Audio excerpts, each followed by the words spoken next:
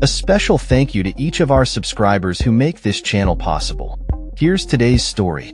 In a surprising turn of events, the Labour Party has found itself in a whirlwind of political chaos this week, as Chancellor Rachel Reeves has decided not to proceed with plans to raise income tax, a move that had been anticipated for weeks. The decision comes after a series of anonymous briefings hinted at a potential manifesto-breaking tax rise, leading to significant speculation and concern among party members and the public alike. This unexpected U-turn has left many questioning the stability of the government and the direction of Labour's fiscal policy. On Thursday night, reports emerged that Chancellor Reeves and Prime Minister Sir Keir Starmer would not be increasing income tax, despite previous indications that such a move was imminent.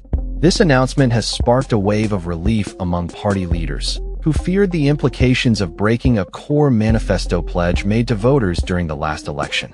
The decision was reportedly made in response to improved economic forecasts from the Office of Budget Responsibility, which indicated that the anticipated black hole in public finances was less severe than initially feared.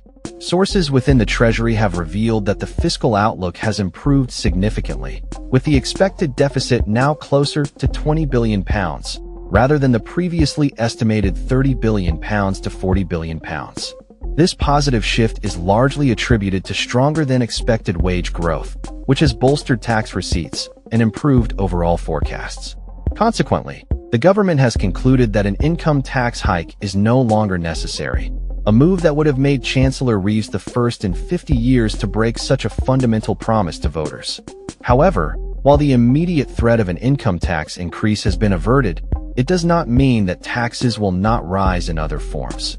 The government is set to implement a freeze on tax thresholds for an additional 2 years starting in 2028, which is projected to generate around £8 billion as millions of workers are pushed into higher tax brackets.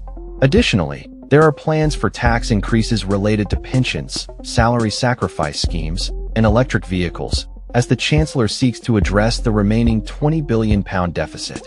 The political ramifications of this week's events cannot be understated.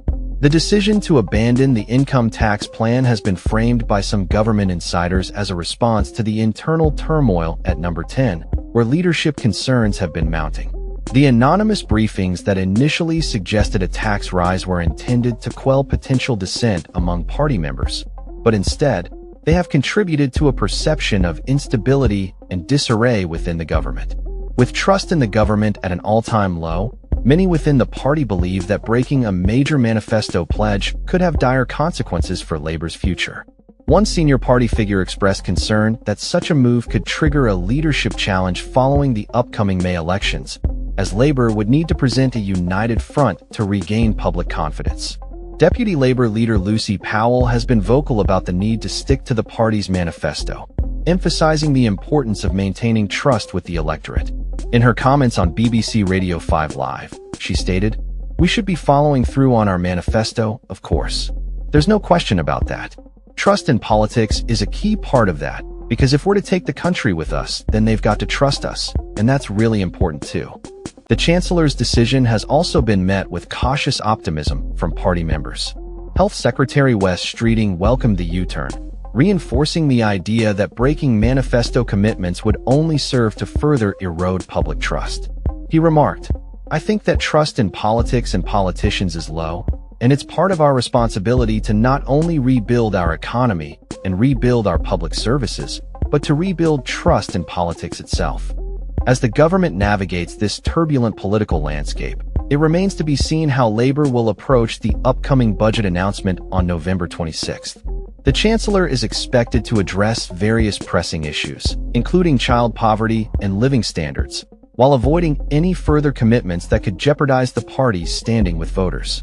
Scottish Labour leader Anna Sarwar has already called for the Chancellor to end the two-child benefit cap in her upcoming budget, arguing that it is essential to confront child poverty and improve living standards without reverting to austerity measures. In summary, the Labour Party is experiencing a significant moment of reckoning as it grapples with the fallout from this week's shocking U-turn on income tax. The decision to maintain the manifesto pledge may have provided temporary relief, but the underlying issues of public trust and economic stability continue to loom large over the government's future. As the party prepares for the budget announcement, all eyes will be on Labor to see how it plans to navigate the complex landscape of public expectations and fiscal responsibility. That's all for this story.